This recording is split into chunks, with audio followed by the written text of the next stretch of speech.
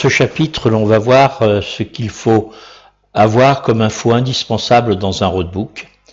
En ce qui concerne le roadbook élaboré par Roadbook Moto, moi je considère qu'il a l'essentiel des informations que l'on peut trouver, que l'on doit trouver sur un roadbook, c'est-à-dire qu'on a les kilomètres partiels, voilà, on a les kilomètres totaux, la route que l'on emprunte, la direction où il faut tourner, et puis du texte. Personnellement, je considère que moins il y a de texte, mieux on se porte.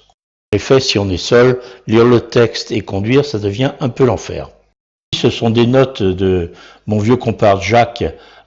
Ces notes sont complètes, il y a tout. Si on voulait, on pourrait s'en servir comme roadbook.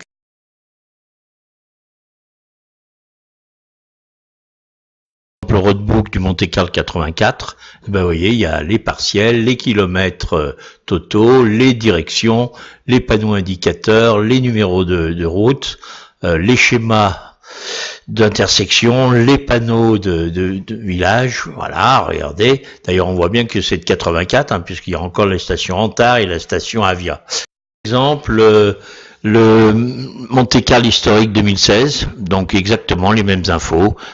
Voilà, les panneaux, les directions, les kilomètres partiels, les kilomètres totaux, avec les panneaux indicateurs. Un autre exemple, c'est le roadbook de Auvergne 2017, où vous allez voir, là, c'est exactement pareil, les kilomètres partiels et totaux, des schémas pour les directions, les panneaux indicateurs.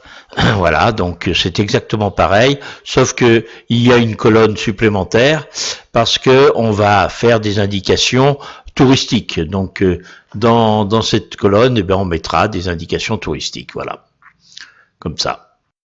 En conclusion, un bon roadbook doit contenir certaines informations indispensables comme les kilomètres partiels, les kilomètres totaux,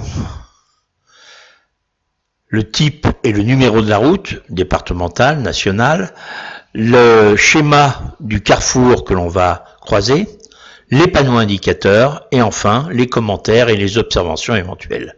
Il faut qu'il soit le plus visuel possible, il faut qu'il soit rapide à lire, il faut qu'il y ait peu d'informations écrites et que chaque étape soit bien séparée afin de ne pas sauter une ligne, par exemple lorsqu'on conduit et que l'on regarde le roadbook.